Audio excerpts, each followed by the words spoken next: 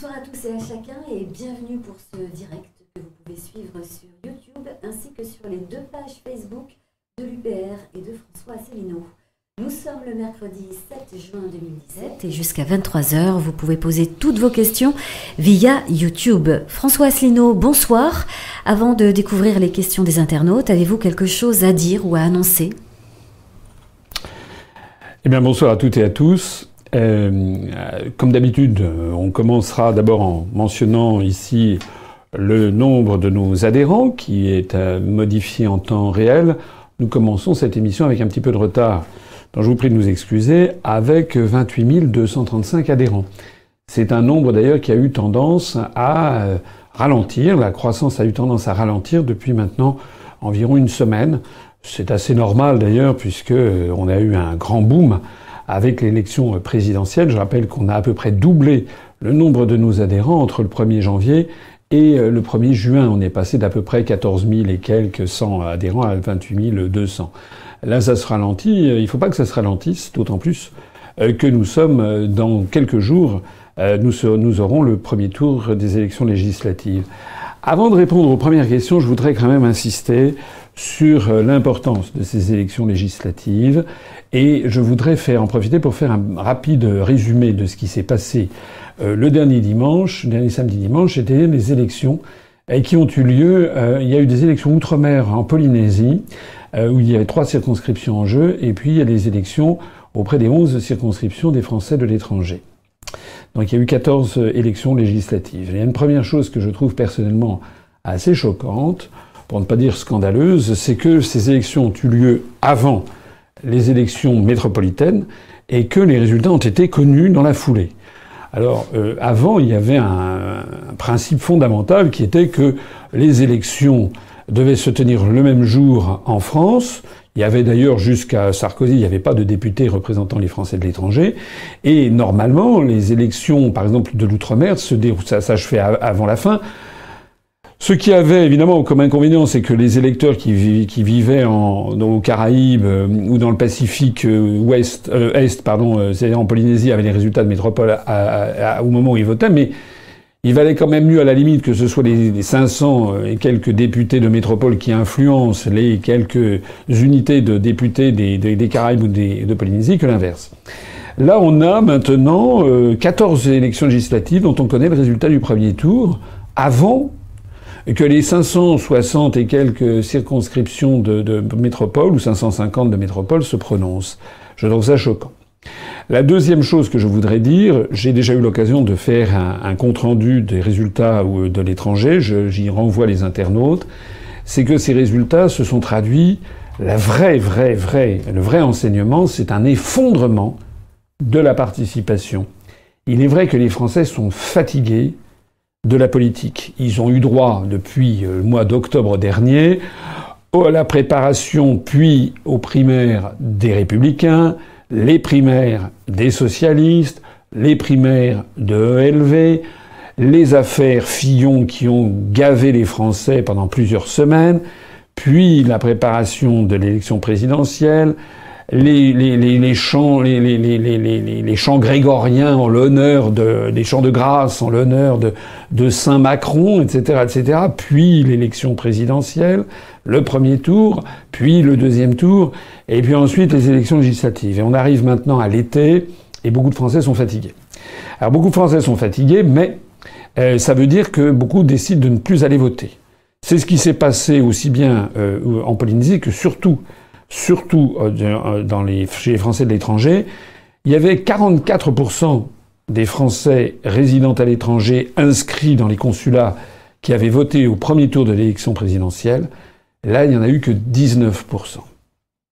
Ça veut dire que 81% des Français inscrits sur les listes électorales à l'étranger ne sont pas allés voter au premier tour des législatives. Et ça veut dire que la participation a été divisée par plus que 2. Il y a eu un effondrement. C'est le premier enseignement. Le deuxième enseignement, c'est que face à un tel effondrement, tous les partis politiques, en fait, ont perdu des électeurs. Des électeurs qui avaient voté en ma faveur au premier tour d'élection présidentielle, qui ont voté en faveur d'un candidat de l'UPR. Alors, c'est évidemment un résultat mauvais. Mais ça n'est pas un résultat pas si mauvais que ça. C'est un peu la bouteille à moitié vide et à moitié pleine, parce que tous les autres partis politiques, sauf En Marche, se sont effondrés encore plus rapidement. Madame Le Pen, qui avait fait 6,6% des suffrages aux élections, à l'élection présidentielle chez les Français de l'étranger, est tombée à 1, et quelques, 1,3. De telle sorte que, par exemple, nous avions, au premier tour d'élection présidentielle, nous avions représenté 19% des électeurs du Front National, parmi les Français de l'étranger, ou 15%, je ne sais plus, quelque chose comme ça. Au deuxième tour, on est monté à 29%. C'est-à-dire, on est passé de 15 à 29. DLF de M. Dupont-Aignan a disparu de la scène. D'ailleurs, il n'a pas été capable de présenter le candidat ni en Polynésie, ni parmi les Français de l'étranger, sauf une circonscription. Nous avions des candidats dans les 14 circonscriptions. DLF de M. Dupont-Aignan n'avait pu présenter qu'un seul candidat, une candidate en l'espèce, et nous avons fait, dans cette circonscription, je crois que c'est la 10e des Français de l'étranger, nous avons fait 2 fois plus de voix que M. Dupont-Aignan. France Insoumise également, M. Mélenchon avait fait, je ne sais plus combien, quelque chose comme, je crois, 9% des Français de l'étranger.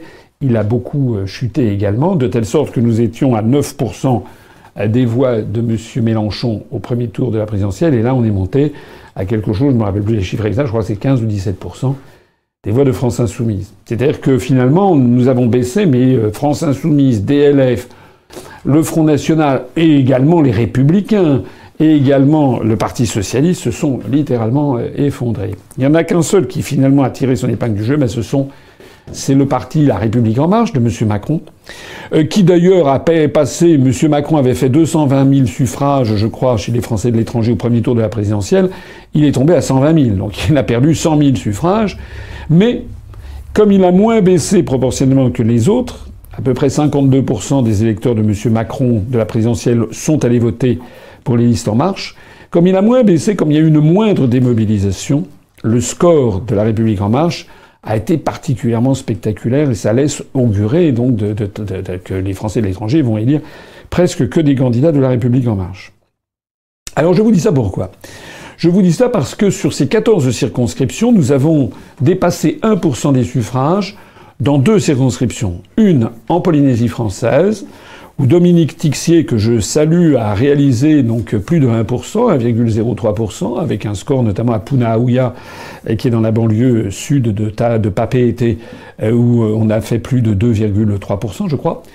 Et puis, dans également une autre circonscription, chez les Français de l'étranger, pour la 11e circonscription, celle des Français résidant dans toute la zone Asie, où Rong Trinh, notre candidat, qui est d'origine vietnamienne, français d'origine vietnamienne, qui porte un nom d'origine vietnamienne, a obtenu un score de 1,3%, je crois, assez significatif. Je remercie tous les électeurs polynésiens qui ont porté leur suffrage sur nos candidats, ainsi que tous les électeurs de l'étranger. Mais ça veut donc dire que sur les 14 circonscriptions, nous avons donc 2 circonscriptions où nous avons dépassé 1%. Je rappelle que pour obtenir les financements publics, il nous faudra avoir 50 circonscriptions où nous dépassons au moins 1%. Nous en avons déjà 14 sur 2 sur 14. Je voudrais insister sur quelque chose d'extrêmement important. Si toutes les personnes qui avaient voté pour moi à la présidentielle avaient fait le déplacement ou avaient voté par correspondance pour les députés de l'étranger, nous aurions dépassé 1% des suffrages dans peut-être 7 ou 8 circonscriptions. Ça veut donc dire que vous avez tous collectivement, nous avons une responsabilité considérable. Je ne saurais trop insister sur l'importance des événements que nous vivons. Parce que dimanche soir prochain, ça sera trop tard.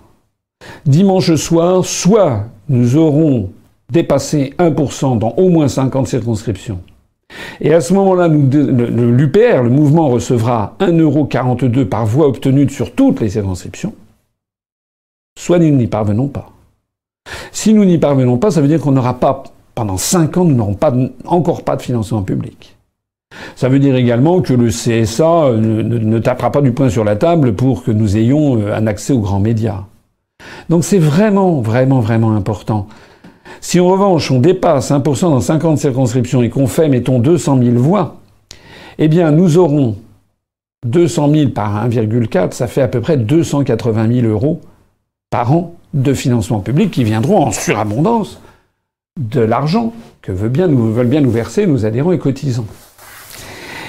Ça change tout parce qu'avec cet argent, on pourra se payer par exemple une télévision web. On pourra se payer quelques permanents. On pourra avoir un siège national plus important que le siège de la rue Errard qui fait 45 mètres carrés, qui est sur 2 étages, dont un étage de 20 mètres carrés au sous-sol.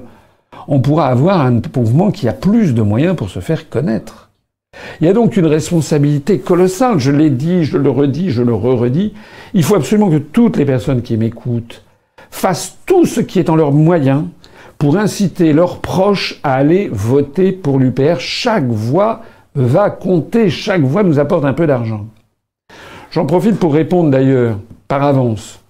J'ai vu sur Internet, il y a quelques mauvais esprits qui disent que l'UPR, que certains partis, généralement les petits partis, ou que l'UPR présenterait des candidats pour avoir de l'argent.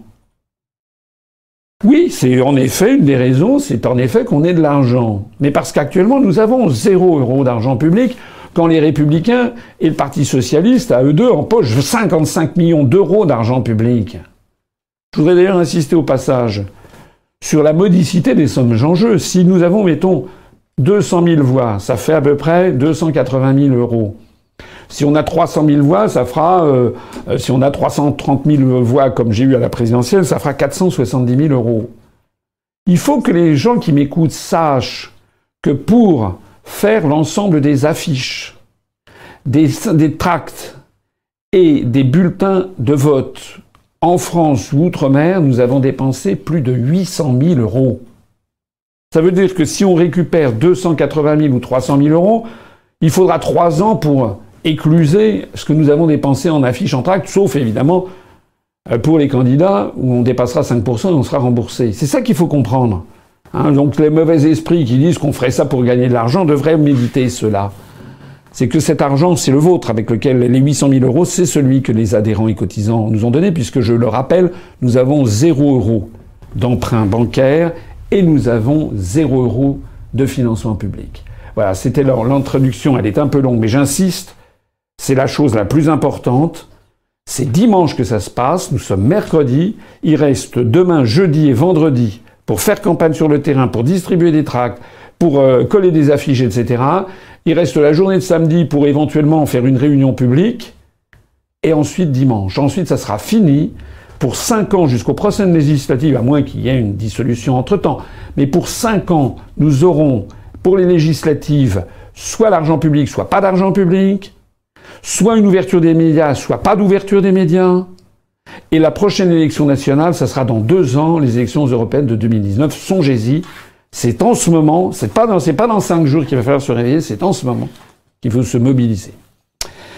Ceci étant posé, je réponds à la première question qui m'est posée.